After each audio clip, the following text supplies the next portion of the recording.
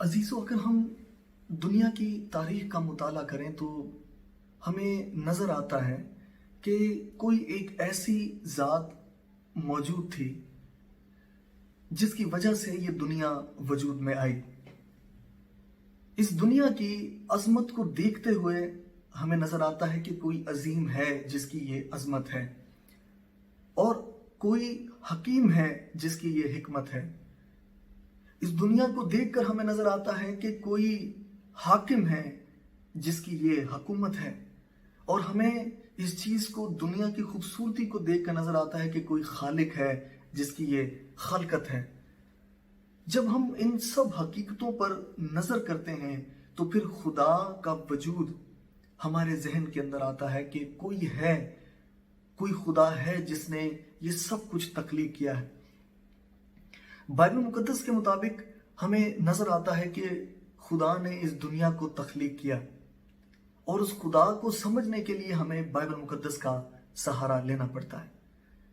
عزیزو، ہم دیکھتے ہیں کہ بائبل مقدس میں خدا نے پیدائش، اس کا پہلا باب، اس کی 26ویں آیت کے اندر لکھا ہے کہ جب خدا نے انسان کو بنایا تو اس کو سب چیزوں کے اوپر اختیار دیا، اور خدا نے انسان کو اپنی صورت اور شبیہ کے اوپر بنایا۔ اور جب خدا نے انسان کو اپنی صورت و شبیہ کے اوپر بنایا عزیزو، تو خدا نے اسے ساری چیزوں پر اختیار بھی دیا۔ اور بائبل مقدس بیان کرتی ہے کہ خدا نے جب انسان کو بنایا چھٹے دن، تو خدا نے کہا کہ بہت اچھا ہے۔ عزیزو، ہم کلام خدا کے اندر دیکھتے ہیں کہ خدا نے انسان سے بے پناہ محبت رکھی، اور اس بے پناہ محبت کی وجہ سے خدا نے انسان کو سب چیزوں پر اختیار بھی دیا، اور ان سب چیزوں پر اختیار دینے کے ساتھ ساتھ خدا نے انسان کو بہت پیار کیا، لیکن انسان نے خدا کے پیار کی قدر نہیں کی۔ اور بائبل مقدس بیان کرتی ہے کہ انسان نے خدا کے پیار کی قدر نہیں کی، اور انسان نے خدا کی محبت کا پردہ پاش کیا، اور خدا کی کامل اور پاک حضوری سے نکل گیا۔ اور مزیزو، جب گناہ دنیا کے اندر آیا تو انسان نے خدا کے خلاف گناہ کو، نافرمانی کو اپنایا، اور خدا اور انسان کے بیچ کے اندر دوری ہو گئی۔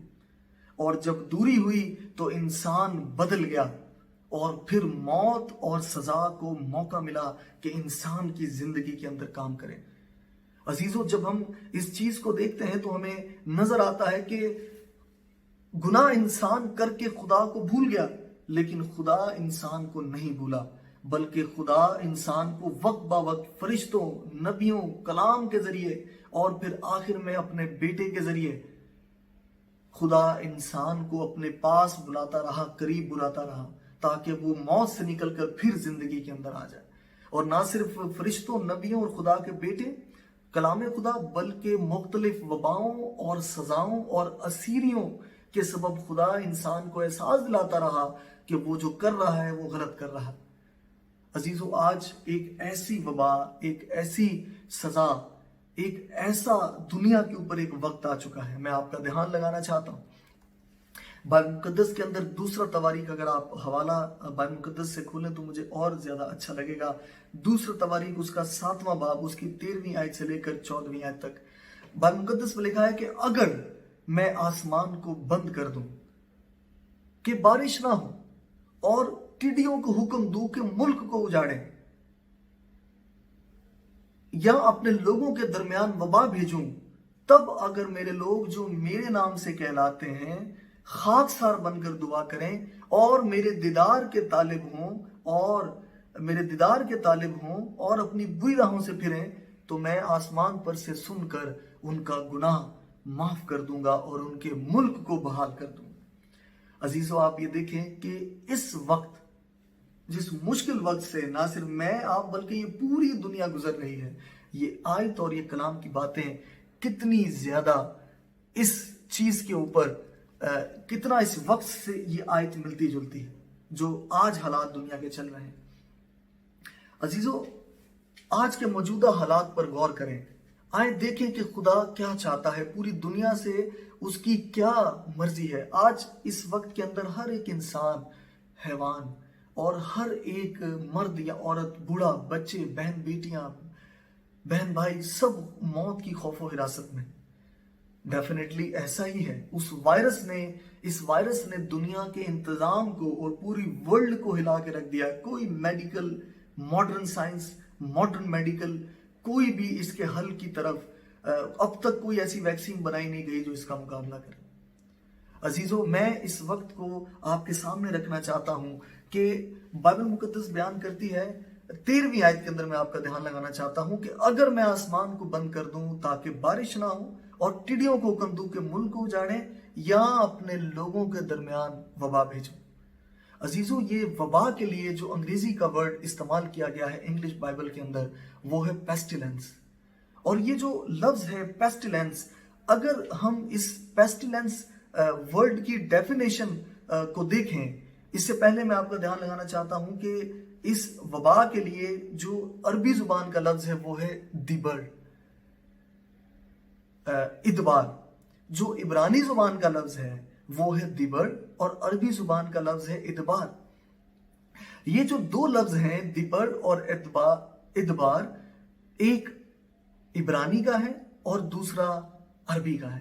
لیکن جب ہم اس لفظ کو انگلش بائبل کے اندر دیکھتے ہیں تو وہاں پر لفظ آیا ہے پیسٹیلنس، اور جو پیسٹیلنس ورڈ ہے اس کو اگر ہم اس کی ڈیفینیشن کو دیکھیں تو پیسٹیلنس کا مطلب ہے a fatal epidemic disease۔ پیسٹیلنس کا مطلب ہے a fatal epidemic disease، اور this disease is highly contagious disease caused by viruses۔ یہ ایک ایسی ڈیزیز ہے جو وائرس کے ذریعے پھیلتی ہے، اس کا سبب جو ہے وہ وائرس ہے۔ یہ بائبل مقدس کی اپنی آیت بتا رہی ہے کہ جب خدا نے کہا کہ میں اپنے لوگوں میں اگر وبا بھیجوں، اور وبا کے لیے جو انگلش ورڈ ہے وہ ہے پیسٹیلنس، عبرانی کا ورڈ ہے دیبر، اور عربی کا ورڈ ہے ادبار۔ جب ہم انگلش پیسٹیلنس کا مطلب دیکھتے ہیں تو وہ یہی ہے a high contagious disease caused by virus۔ یہ کلام خدا ہمیں بتا رہا ہے عزیز۔ خدا کہتا ہے کہ اگر میں وبا بھیجوں تو وبا ایسی صورت میں آئے گی کہ وائرس کے ذریعے یہ ڈیزیز جو ہے وہ انسانوں میں پھیلے گی۔ اور یہ پھیلتی کیسے ہے؟ لکھا ہوا ہے کہ this disease is spread from one person to another by direct contact۔ عزیزو، آپ یہ دیکھیں کہ کلام خدا کی باتیں کتنی سچی ہیں، کتنی حق پر ہیں۔ آج جو وقت سے ہم گزر رہے ہیں وہ یہی ہے، لیکن خدا نے اس کے ساتھ حل بھی بتایا ہے۔ وہ حل کیا ہے؟ وہ حل یہ ہے کہ بائبل مقدس میں جب ہم 14ویں آیت کو دیکھتے ہیں، اسی دوسرا تواریخ اس کا 7واں باب اس کی 14ویں آیت کو جب ہم دیکھتے ہیں تو بائبل مقدس کے اندر لکھا ہے کہ اگر میرے لوگ جو میرے نام سے کہلاتے ہیں خاکسار بن کر دعا کریں۔ یہ خاکسار کے لیے جو لفظ آیا ہے عبرانی بائبل کے اندر، یعنی اولڈ ٹیسٹمنٹ، جو original old testament Hebrew language میں ہے، عبرانی میں، وہاں پر جو خاکسار کے لفظ ہے وہ ہے وا یا کنو، وا یا کنو، اور اس کا جو روٹ ورڈ ہے وہ ہے کانا، کانا۔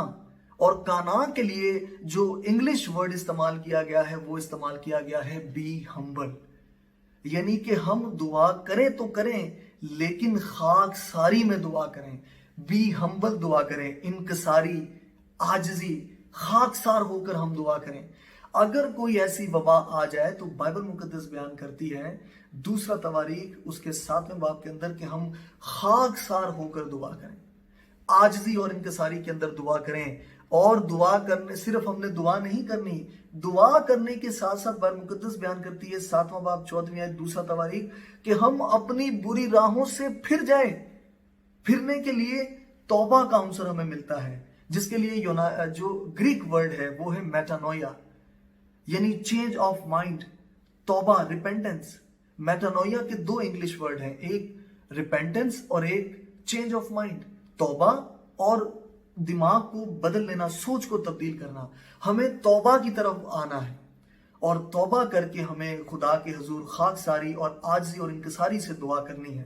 بائبل مقدس بیان کرتی ہے دوسرا تواریخ کے اندر کہ اگر کوئی ایسی وبا اپنے میں ملک کے اندر اپنے لوگوں کے درمیان بھیجوں تو اگر وہ خاکسار بن کر دعا کریں، یعنی بی ہمبل، دعا کریں اور ریپینٹ کریں، توبہ کریں، تو بائبل مقدس بیان کرتی ہے کہ میں ان کے گناہ کو آسمان سے سن کر کے معاف کروں گا۔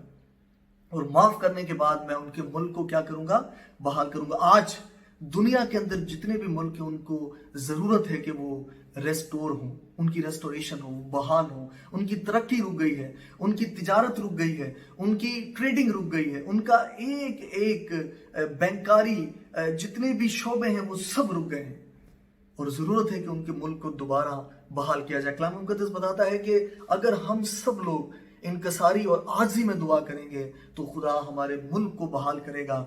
दुआ के साथ साथ हम तौबा करेंगे, रिपेंटेंस, हमारी तौबा, और खुदा हमारे आसमान से सुनकर हमारे गुनाह को माफ करेगा। आखिरी बात, इसके बाद हम शुक्रगुजारी की दुआ करेंगे। उनके मुल्क को बहाल करूंगा। बहाली के लिए मेरे अजीजों जो इब्रानी जुबान का लफ्ज आया है वो आया है वायरपा।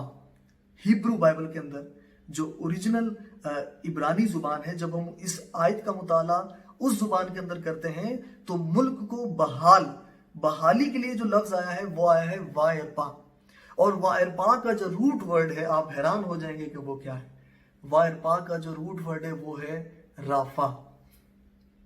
राफा और इब्रानी लफ्ज राफा, हम खुदा को बुलाते हैं यहोवा राफा। यहोवा राफा का मतलब है यहोवा जो शिफा देता है। राफा का मतलब है हीलिंग, शिफा, सेहत और तंदुरुस्ती। आप हैरान होंगे कि देखें कि खुदा, अगर हम खाकसार इंकिसार बनकर दुआ करेंगे, अब तौबा करेंगे, खुदा हमारे गुनाहों को माफ करेगा। और बाइबल मुकद्दस में लिखा है कि खुदा हमारे मुल्क को शिफा देगा। मुल्क के अंदर जितने भी लोग इस वबा से, इस कोरोना वायरस की जद में आ चुके हैं, जो जिनको आइसोलेशन में रखा हुआ है, इसका असर उन पर हो चुका है, बाइबल मुकद्दस बयान करती है कि खुदा उनको भी शिफा देगा। आए मेरे अजीजों, शायद वो तो जिंदगी और मौत के बीच में लड़ रहे हैं, लेकिन हमारे लिए वक्त है जो हम तंदुरुस्त हैं, घरों के अंदर इनकसारी और आजिज़ी से दुआ करें। मैं आपको आजिज़ी की एक छोटी सी मिसाल देता हूं कि आजिज़ी से दुआ है क्या। वो ये है मेरे अजीजों, नैनवा के अंदर जब योना ने मनादी की तो उसने कहा कि हर एक शख्स दुआ करें। तो बाइबल मुकद्दस में लिखा है कि वो हर बादशाह से लेकर छोटे बड़े, अमीर गरीब, औरत मर्द, बूढ़े बच्चे, सब खुदा के हजूर झुक गए, यहाँ तक कि जानवर भी। और उन्होंने आज ही इनकसारी कैसे अपनाई, रोजों के जरिए। हमारे लिए एक बहुत अच्छी बात है कि अभी लेंट का सीजन गुजर रहा है, हमें रोजे रख कर खुदा के हजूर दुआ करनी है। शायद हमारी दुआ से हम तो बच जाएं, लेकिन वो लोग जो वायरस की जद से हॉस्पिटल के अंदर जिंदगी और मौत से खेल रहे हैं, जिनके छोटे छोटे बच्चे हैं, जो लोग इस दुनिया से जा चुके हैं, उनके गमज़दा खानदानों के लिए दुआ करें। शायद हमारी आजिज़ी और गुनाहों से तौबा करने से ना सिर्फ हम बच जाएं, हमारे बीवी बच्चे, हमारे खानदान बच जाएं, बल्कि वो लोग भी जो जिंदगी और मौत के बीच में, जो वेंटिलेटर पर पड़े हुए हैं, वो भी बच जाएं। ऐसी गौर करने की बात है। ये खुदा का कलाम हमें बताता है कि हम अपनी बुरी रविशों से फिरने के लिए तौबा है, और वो हम तौबा करें। वक्त आ चुका है कि खुदा ने इस पूरी दुनिया के निजाम को बंद कर दिया और हमें घरों के अंदर बंद कर दिया है कि हम, बाइबल मुकद्दस के अंदर लिखा है कि हम अपने घरों के अंदर जाएं, अपने दरवाजे खिड़कियां बंद करें। बाइबल मुकद्दस के अंदर लिखा है कि तेरा बाप जो तुझे पोशीदगी में देखता है तुझे पसला देगा। वक्त आ चुका है कि खुदा ने खुद वो वक्त ले आया है कि हम अपने घरों के अंदर बैठकर दरवाजे खिड़कियां बंद करके हम, मेरे अजीजों, दुआ करें। और दुआ करने के बाद मैं ये समझता हूं कि खुदावंद हमारे मुल्क को बहाल कर देगा। हीलिंग है। वक्त आ चुका है कि हमें एक दूसरे के लिए दुआ करनी है। खुदा हमें और हमारे मुल्क को बहाल करना चाहता है। दूसरा तवारीख उसका 7वां बाब उसकी 13वीं और 14वीं आयत को सामने रखते हुए उस मैसेज को सुने और जो खुदा का कलाम ने हमें बताया हम वही करें, ताकि खुदावंद मुझे और आपको और उन लोगों को शिफा अता करे और इस मुल्क को, बल्कि मुल्क नहीं बल्कि मुल्कों को बहाल करे। आमीन। खुदावंद आपको बड़ी बरकत है।